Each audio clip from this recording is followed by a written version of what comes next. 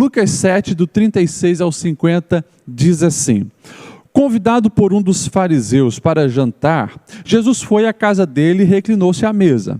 Ao saber que Jesus estava comendo na casa do fariseu, certa mulher daquela cidade, uma pecadora, trouxe um frasco de alabastro com perfume e se colocou atrás de Jesus aos seus pés. Chorando, começou a molhar os pés com suas lágrimas. Depois os enxugou com seus cabelos, beijou-os e ungiu com o perfume. Ao ver isso, o fariseu que havia convidado disse a si mesmo: se este homem fosse profeta, saberia quem nele está tocando e que tipo de mulher ela é. É uma pecadora. Então lhe disse Jesus: Simão, eu tenho algo a lhe dizer. Dize, mestre, ele falou. 2 homens deviam a certo credor. Um devia 500 denários, o outro 50. Nenhum dos dois tinha com que lhe pagar, por isso perdoou a dívida de ambos. Qual deles o amará mais? E Simão respondeu: eu suponho que aquele que foi perdoado a dívida maior. Você julgou bem, disse Jesus. Em seguida, virou-se para a mulher e disse a Simão: vê esta mulher, eu entrei em sua casa, mas você não me deu água para lavar os pés. Ela, porém, molhou os pés com suas lágrimas e enxugou com seus cabelos. Você não me saudou com um beijo, mas esta mulher, desde que entrei aqui, não parou de beijar os meus pés. Você não me ungiu a cabeça com óleo, mas ela derramou perfume nos meus pés. Portanto, eu lhe digo, os muito pecados dela lhe foram perdoados, pois ela amou muito, mas aquele a quem pouco foi perdoado, pouco ama. Então Jesus disse a ela: os seus pecados estão perdoados. Os outros convidados começaram a se perguntar: mas quem é esse que perdoa pecados? E Jesus disse à mulher: a sua fé te salvou. Olha que história fantástica, maravilhosa que nós temos aqui, para que nós venhamos aprender. Eu sempre digo que todas as histórias da palavra de Deus que chegaram até nossas vidas hoje, século 21, são para nos edificar, nos ensinar, nos moldar e, claro, para que nós venhamos aplicar os aprendizados na nossa vida, nas nossas escolhas e nas nossas decisões. A cena é: um fariseu convida Jesus para ir à sua casa. Se eu perguntar hoje para você, quando você ouve essa palavra, fariseu, o sentimento que vem junto é um sentimento bom ou ruim? É bem provável que é um sentimento ruim, porque nós vivemos após Cristo e nós sabemos que os fariseus perseguiram Jesus, religiosos que oprimiram Jesus e não concordavam nem apoiavam Jesus. Mas se nós estivéssemos antes de Cristo, nós teríamos uma visão diferente quando a gente ouvisse a palavra fariseu, porque esses homens, eles eram um movimento de renovação, de avivamento que aconteceu após o cativeiro babilônico. Eles eram aqueles que queriam obedecer os ensinos de Deus, só que, claro, entraram numa religiosidade. Foram criando leis em cima de leis, em cima de leis, estreitaram o caminho, e o próprio Jesus disse, fizeram uma coisa que nem eles passavam. A intenção inicial era boa, mas criaram um sistema religioso absurdo, comprometeu a fé do povo judeu. E quando Jesus vem, Jesus então precisa reensinar. Enfim, Jesus estava muito conhecido, já era chamado de mestre, rabi, algumas vezes raboni, né? Um mestre muito querido, já tinha muitas pessoas apaixonadas pelo ensino de Jesus, e a gente não sabe se esse fariseu, ele queria, quem sabe, puxar Jesus para o seu lado, queria, quem sabe, investigar um pouco mais Jesus, não sabemos, mas ele faz um jantar para convidar Jesus. Os jantares naquela época tinha alguns fatores interessantes. Um dos fatores interessantes para nós entendermos o contexto é que se um rabi fosse convidado para uma casa ou um local privado, aquele local se tornava público. No conceito dos judeus, eles não podem impedir o povo de crescer, de ter acesso ao conhecimento, ainda mais ensinos divinos. Então, a gente entende como depois aquela mulher entra na casa de Simão. Agora, algo estranho acontece, porque o protocolo era bem simples. Jesus era o convidado principal. ele deveria ter recebido um beijo no rosto de boas-vindas, ele deveria ter os pés lavados, porque todos na cultura judaica, antes de sentar na mesa, precisa passar pelas purificações. Lava-se as mãos, lava o rosto e lava-se os pés. Naquela época eles andavam em estradas, empoeiradas, de sandálias, então os pés precisam estar lavados. Então tinha que se lavar os pés, e também, quando eles entravam numa casa e o dono da casa, o anfitrião, quisesse honrar, tinha que ter um perfume, que era passado geralmente na testa. Alguns historiadores dizem que também servia para afastar os mosquitos. 3 coisas deveriam acontecer. Jesus chega, entra na casa de Simão e nenhuma das coisas acontece. Eles vão para a mesa. É interessante, a gente não pode ter esse conceito de mesa dos nossos dias, onde você senta na cadeira e tem uma mesa ali. As mesas eram bem baixinhas, talvez da altura da cadeira nossa hoje. Eles sentavam no chão, eles reclinavam os pés para trás e se apoiavam sempre com a mão esquerda na mesa. Por que se apoiavam com a mão esquerda? Para deixar a mão direita livre, onde eles pegavam os alimentos e comiam. Lembrando, não tinha talheres, era com a mão. E na cultura oriental, você provavelmente já deve saber, eles comem com a mão direita porque é a mão pura. A mão esquerda é uma mão impura. Essa não deve tocar os alimentos, porque essa mão é feita à higiene pessoal. Só para a gente entender. Então Jesus está lá, apoiado com a mão esquerda, provavelmente comendo com a mão direita, os pés para trás. E essa mulher então chega e começa ali a lavar os pés de Jesus com as suas lágrimas e começa ali também beijar os pés de Jesus, enxugar com os cabelos, e ela perfuma os pés do mestre. Pastor Lediel, você já contou aí então a história, nós estamos por dentro do contexto. O que isso tem a ver com a gente hoje?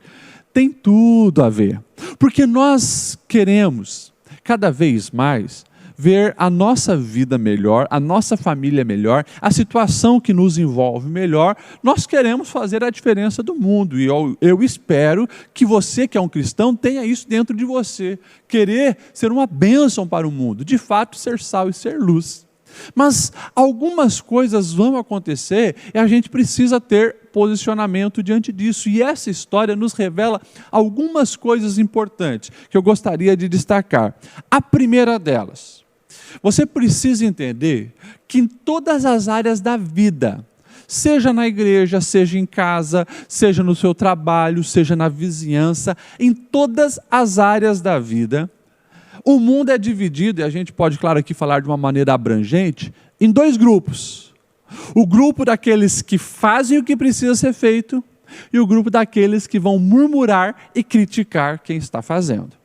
O mundo se divide nisso. Enquanto uns fazem, outros murmuram e criticam. E claro, a primeira lição que eu gostaria que você entendesse: escolha participar do grupo que faz a diferença e não daqueles que murmuram.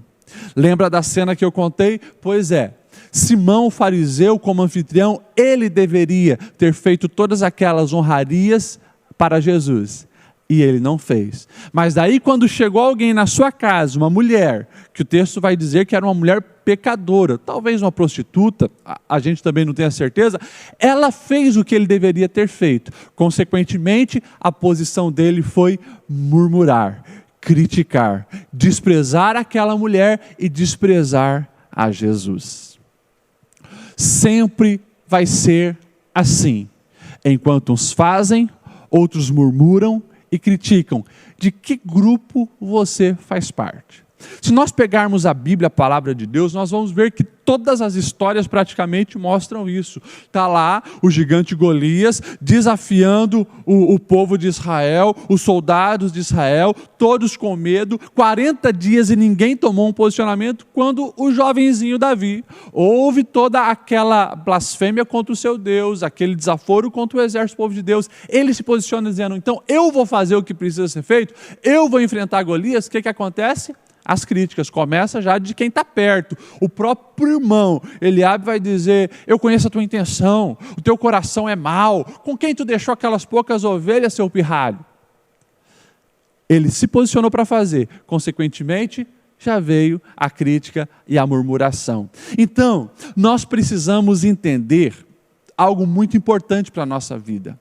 Quando você olha para as situações ao seu redor e você se posiciona para fazer, você está sim dentro da vontade de Deus. Você está cumprindo o propósito que Deus colocou no seu coração e na sua vida. Você olha um problema familiar, você diz, eu vou solucionar, eu vou lutar pelo meu filho, eu vou lutar pelo meu casamento, eu vou auxiliar aquele meu parente que precisa de ajuda. Pode ter certeza, vai ter alguém se levantando para murmurar e para criticar. Mas escolha fazer parte daqueles que são solução e não dos que murmuram e criticam. Falando sobre isso, a segunda verdade é que nós precisamos sim estar sempre preparado para a oposição. Porque, escute o que eu vou te dizer, não existe nada que você vai fazer que seja relevante, que não vai se levantar oposição. Pastor Lediel, como assim? Eu vou ser um pouco mais direto. Escute, nós estamos também em batalhas espirituais.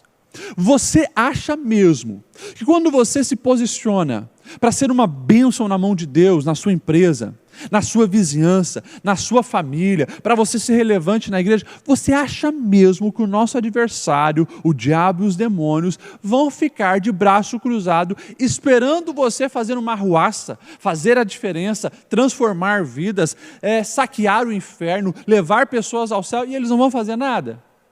Vai ter oposição. Então, eu queria que você entendesse também que se nós estamos fazendo alguma coisa e parece que não tem nada contra, não tem oposição nenhuma, nós precisamos desconfiar da eficácia disso, porque se nós estamos sendo relevantes, nós vamos incomodar o adversário e ele vai se levantar. Então esteja preparado para isso. Quando nós, por exemplo, olhamos para a Bíblia, nós vamos encontrar a história de Neemias. Neemias é aquele que fica sabendo de um grande problema. Os muros de Jerusalém estão caídos, os inimigos estão ali entrando e saindo o tempo inteiro. Ele se posiciona e diz, eu vou ser solução. Em vez de ficar murmurando e criticando, que ninguém está fazendo nada, eu vou fazer. E ele vai e começa então a mobilizar o povo para a reconstrução. Logo surge um Gesem, um Sambalate, um Tobias, crítica, murmuração, calúnia, ofensa. Por quê? Ele se posicionou para fazer a diferença. Então, não existe história que seja relevante e impactante que você não vai ver isso. O próprio Senhor. Nós vamos ver o nosso Mestre Jesus ali trazendo uma revolução para o conceito de vida com Deus. Consequentemente, vai surgir os fariseus, os escribas, os saduceus e um monte de perseguição contra o nosso Mestre. Você pega Paulo. Paulo é aquele que talvez foi um dos mais perseguidos de todos. Paulo, em Éfeso, ele quase apanhou dos adoradores lá da deusa Diana. Paulo, em Filipos, você conhece a história, ele é chicoteado e enjaulado. Em Listra, ele é apedrejado e talvez foi apedrejado até a morte. Eu acredito que aconteceu ali uma ressurreição, porque depois o texto vai dizer que então os discípulos o cercam fora da cidade e ele volta à vida e com coragem volta de novo para dentro da cidade de Listra. Se você vai ver ele em Jerusalém, ele é perseguido pelos religiosos, é levado preso para Cesareia Marítima, depois é enjaulado novamente em Roma, ou seja, quando se posicionou para fazer a diferença, vai ter perseguição. Então, guarde isso no teu coração.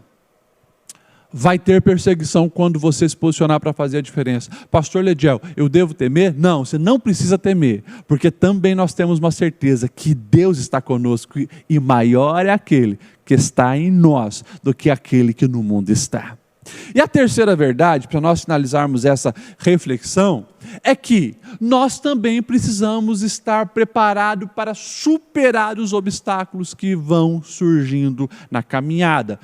E vão surgindo obstáculos. Se a gente pegar a história dessa mulher, do que ela fez, é fantástico o posicionamento dela, porque ela sabia que estaria entrando num ninho de lobos, né? Um reduto de lobos. Ela estaria, como uma mulher pecadora, rotulada e conhecida, ela estaria entrando na casa de um fariseu. para mostrar a sua gratidão ao Senhor Jesus. Olha isso. Depois, ela tem um posicionamento que para uma mulher da época era algo muito estranho. No Oriente, o cabelo é algo muito íntimo da mulher. Por isso que as mulheres do Oriente usam véu, né? E na cultura dos judeus mais radicais, aqueles chamados de ortodoxos, as mulheres elas usam peruca se elas querem sair com o cabelo, né, na sociedade. Ou tem que estar com lenço ou tem que estar com uma peruca, porque cabelo é íntimo no Oriente, o cabelo da mulher. Essa mulher, ela solta o cabelo e ela começa ali a enxugar os pés de Jesus. Provavelmente mais críticas e mais oposições vieram. Mas todos os obstáculos que iam surgindo, aquela mulher se posicionava como uma vencedora, uma guerreira. Eu me pergunto muitas vezes, como que essa mulher superou todos os obstáculos e expressou ali tanto amor pelo Senhor?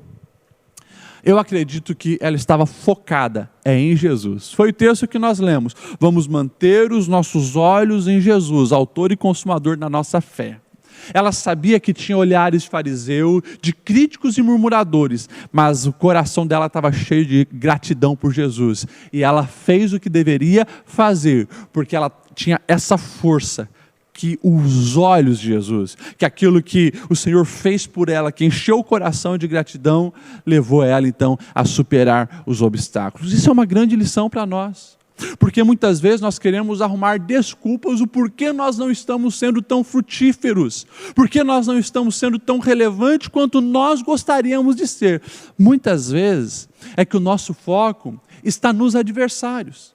A gente está dando muito ouvido para aqueles que só criticam, murmuram, falam mal, caluniam e, consequentemente, você ainda não percebeu, e isso está minando e comprometendo todo o teu potencial. É por isso que nas prioridades da nossa vida algo precisa ficar bem claro. Antes de nos importarmos com a opinião dos homens, nós precisamos sempre estar mais preocupados com o que Deus está pensando de nós. Isso faz toda a diferença na nossa vida. Se antes de você tomar qualquer atitude ou decisão, você fizer a pergunta, isso está agradando o meu Pai do céu, o meu Deus, você pode ter certeza, a sua vida vai ser uma bênção, a sua vida vai ser fantástica, maravilhosa. Não estou dizendo que vai ser perfeita, porque é bem provável que vai ter muita perseguição. Mas como eu já disse, maior é aquele que está em nós. Algo muito importante que eu vejo aqui na vida dessa mulher é esse sentimento de gratidão por Jesus, o que leva ela a tomar essas ações e essas decisões. E interessante que Jesus, vendo aquela atitude e sabendo do que se passava no coração do fariseu, Jesus então, ele propõe um enigma, uma pergunta, e ele fala, olha, 2 homens deviam para um credor, um 500 denários, outro 50 denários. O credor, vendo que ninguém podia pagar, perdoou a dívida, e Jesus então lança o checkmate, o anzol com a isca, e o Simão, ele acaba mordendo a isca. Simão, quem vai amar mais esse credor? Oh, eu suponho, Jesus, que aquele que tinha dívida maior, que foi mais perdoado, pois é. E daí então Jesus, ele começa a dizer algo lindo. Ele olha para aquele homem, para todos que estão ouvindo e diz, eu entrei na tua casa, você não me deu beijo, você não lavou os meus pés, você não me perfumou. Essa mulher não cessa de beijar os meus pés. Enxugou com os cabelos, depois de ter lavado com lágrimas, e ainda perfumou. E Jesus olha então para todos e diz, aquele a quem muito foi perdoado, muito ama. Talvez alguns, ao interpretar esse texto, vão dizer, então Jesus ali ele estava afirmando que aquela mulher tinha muito pecado, e que Simão tinha pouco pecado. Jesus não estava falando da quantidade de pecado de cada um, até porque todos nós somos grandes pecadores. Jesus estava falando da noção que cada um tinha das suas mazelas e dos seus pecados. É por isso que nós precisamos sempre entender uma grande verdade. A gente não se mede por baixo, a gente se mede por cima. Se você quer viver uma vida sobrenatural, saia da mediocridade. O que é mediocridade? Essa palavra que nós aborrecemos tanto, é estar na média. As pessoas olham, o fulano está fazendo isso, eu estou na média. O ciclano, a vida espiritual dele está assim, eu estou na média. Não! Mas nós precisamos olhar para o nosso alvo, que é Jesus. E quando nós olhamos para Jesus, a gente consegue ver a santidade dele, a perfeição dele. Consequentemente, comparado com a grandeza, a soberania, a pureza de Jesus, a gente sabe que nós somos grandes pecadores, falhos. É a mesma coisa eu querer dizer para você, olhando aqui para a minha camisa, hoje essa camisa xadrez, né?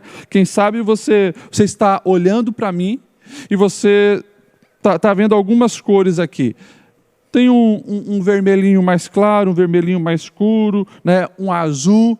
Se eu comparar esse vermelhinho claro com o azul escuro, esse está mais claro, comparando com o azul. Agora, se eu comparar com o branco que está do lado, ele está mais escuro, está mais, podemos dizer assim, mais sujo. Pois é, não fique se comparando o teu nível de santidade, o teu nível de fé com as outras pessoas. Você tem um alvo, é Jesus, você precisa ser parecido com Ele. Ser cristão é isso, ser pequenos cristos. Então, olhe para Jesus e se purifique cada vez mais, santifique cada vez mais e reconheça a sua pequenez e ao mesmo tempo a grandeza, o amor, a graça, a misericórdia dele em ter te resgatado. Você, um grande pecador, eu, um grande pecador. Isso enche o nosso coração de alegria sempre e nos faz estar prostrados aos pés do Senhor Jesus. Eu gosto de uma história que fala de gratidão e dessa noção de gratidão. Já contei algumas vezes aqui na sede, um menino, ele chega então para sua mãe, muito bravo, porque a mãe tinha pedido para ele secar a louça, e ele chega muito bravo, depois de passar 10 minutos no quarto com uma folha, entrega para a mãe, e a mãe começa a ler aquela folha, e naquela folha está escrito assim: por ter guardado os sapatos na segunda-feira, eu cobro R$10. Por ter lavado a louça na semana passada, R$10. Por ter ajudado a varrer o pátio, R$10. E foi colocando, no final fez total bem grande, R$60. E deu para a mãe tinha que pagar aquela conta. A mãe, muito sábia, pegou aquela folha e virou. E começou a escrever do outro lado. E ela começou a escrever assim: por ter carregado você 9 meses no meu ventre, te alimentando e nutrindo, 0. Por ter trocado as tuas fraldas até os 2 anos, 0. Por ter te alimentado todos os dias até hoje, 0. Por ter lavado a tua roupa, e foi colocando, mas encheu toda a parte de trás da folha, e no final ela colocou também bem grande, total 0. E devolveu para o menino. Quando aquele menino pegou a folha e começou a ler, cada frase que ele lia, uma lágrima caía. E ele percebeu, comparado ao que a mãe já tinha feito por ele, as ajudas que ele dava não era nada. Tudo é uma noção de perspectivas diferente. Quando nós começamos a pensar e analisar o que Deus fez por nós, nem que a gente gaste 24 horas por dia, 7 dias por semana, apenas fazendo o que Deus deseja que nós venhamos fazer, ainda é muito pouco comparado ao que Ele fez por nós. Portanto, que essa palavra fique impregnada no teu coração. Você entendeu o recado? Não faça parte do grupo dos murmuradores, mas seja aquele que faz acontecer. Espere sim perseguição, porque nada que a gente faz com relevância vai passar despercebido no mundo espiritual, vai se levantar oposição, mas lembre, maior é aquele que está conosco do que o que no mundo está. E jamais esqueça de superar todos os obstáculos. Como que faz isso? Olhando para Jesus com o coração cheio de gratidão. Feche os seus olhos, eu quero orar por você. Obrigado, Senhor, pela Tua palavra. Obrigado, Senhor, porque nós somos edificados pelos Teus ensinos e histórias como essa dessa mulher, que a gente nem sabe o nome, mas como edifica a nossa vida, fortalece a nossa fé. Portanto, Senhor, o que nós queremos aqui pedir é perdão. Perdão porque muitas vezes nós achamos que ainda estamos fazendo alguma coisa, quando comparado ao que nós recebemos de Ti não é nada. E nós estamos aqui, Senhor, tomando um posicionamento. Nós não queremos fazer parte do grupo dos que só criticam, murmuram e falam mal. Nós queremos fazer a diferença. Nós queremos ser relevante. Nós queremos ser solução. Nós queremos ser instrumentos poderosos na sua mão para edificar e não destruir, para gerar vida e não gerar morte, para gerar amor e não desprezo, amargura e rancor. Deus, nós nos posicionamos como adoradores, e nós, como essa mulher, nos prostramos aos teus pés, com o desejo, Senhor, de agradar o teu coração e viver o sobrenatural. Porque como é lindo ver que aquela mulher, além de demonstrar a gratidão, ela sai dali com a salvação. Eu sei, Senhor, que há níveis mais profundos para todos nós desfrutarmos em Ti, mas que possamos saber que o passo inicial é vivendo uma vida de gratidão, e nós derramamos o nosso coração em gratidão por tudo que o Senhor tem feito por nós. Obrigado, Senhor, que a Tua bênção esteja renovando a mente de cada uma das pessoas que estão ouvindo essa palavra. Isso eu peço no nome de Jesus. Amém.